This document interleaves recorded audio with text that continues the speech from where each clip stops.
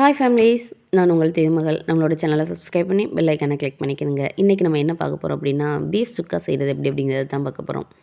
நம்மளுக்கு வந்து மேக்ஸிமம் எல்லாருக்குமே ஓரளவுக்கு எல்லா சமையலுமே செய்வோம். ஆனால் பீஃப் சாப்பிடணும்னு ஆசை இருக்கும், ஆனால் நம்மளால் செய்ய முடியாது.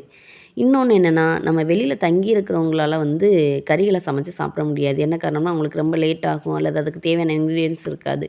ஆனால் இதை பொறுத்தவரை நம்மளுக்கு ரொம்ப இன்க்ரீடியன்ட்ஸ் தேவைப்படாது.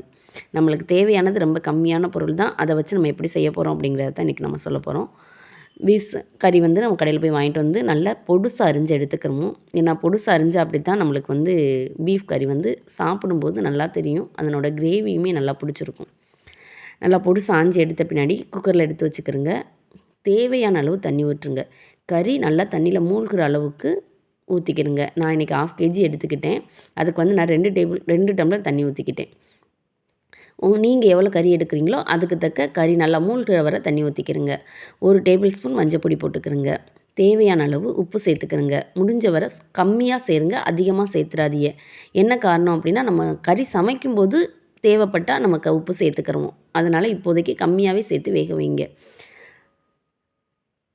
கறியை வந்து ஒரு 5 விசில் 6 விசில் வர அளவுக்கு நல்லா வேக வச்சுக்கிறோங்க. என்ன காரணம் அப்படின்னா, பீஃப் வந்து வேகிறதுக்கு கொஞ்சம் டைம் எடுக்கும்.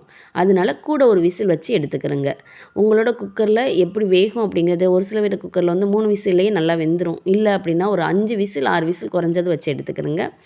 கடாயை அடுப்பில் வச்சுட்டு தேவையான அளவு எண்ணெய் ஊற்றிக்கிறோங்க.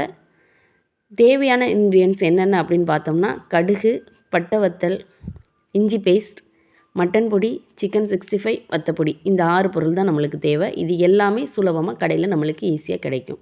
கறி வாங்கும்போது இந்த பொருட்களை நம்ம சேர்த்தே வாங்கிட்டு வந்துடலாம். அதிகமாக வாங்கணும்னு தேவையில்லை. ஃபஸ்ட்டு எண்ணெய் நல்லா காஞ்ச பின்னாடி சிறிதளவு கடுகு சேர்த்துக்கிறோங்க. கடுகு நல்லா பொரிஞ்சு வந்த பின்னாடி பட்டை வத்தலை போட்டுங்க. பட்டை வத்தலுக்கு அப்புறம் கருவேப்பிலையை போட்டு நல்லா முருக விட்டுக்கிறோங்க.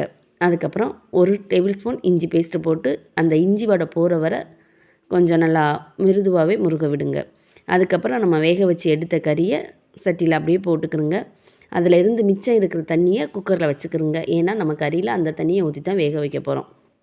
தண்ணியை கீழே கொட்டிடாதீங்க. நல்லா இஞ்சி வடை போன பின்னாடி கறியை நம்ம சட்டியில் போட வேண்டியதான். போட்ட பின்னாடி நம்ம சேர்க்க வேண்டிய பொடி என்னென்ன அப்படின்னா, 1 டேபிள் ஸ்பூன் வத்தப்பொடி, 1 tablespoon chicken 65, 1 tablespoon mutton பொடி, தேவையான அளவு உப்பு. உங்களுக்கு உப்பு தேவை, நம்ம எடுத்து சாப்பிட்டு பார்த்தோம்னாவே தெரியும் கறியில் உப்பு இருக்கா இல்லையா அப்படிங்கிறது. லேசாக நீங்கள் எடுத்து பார்த்துட்டு தேவை அப்படின்னா உங்களுக்கு தேவைக்கான அளவு உப்பு சேர்த்துக்கிறோங்க.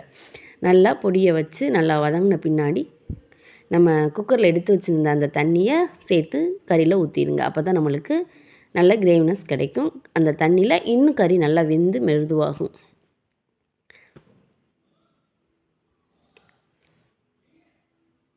இது வந்து நம்ம ரொம்ப நேரம் எடுக்கணும்னு தேவைப்படாது. நம்ம கொஞ்சமான டயத்துலேயே சீக்கிரமாக செஞ்சு நம்ம சாப்பிட்டுக்கலாம்.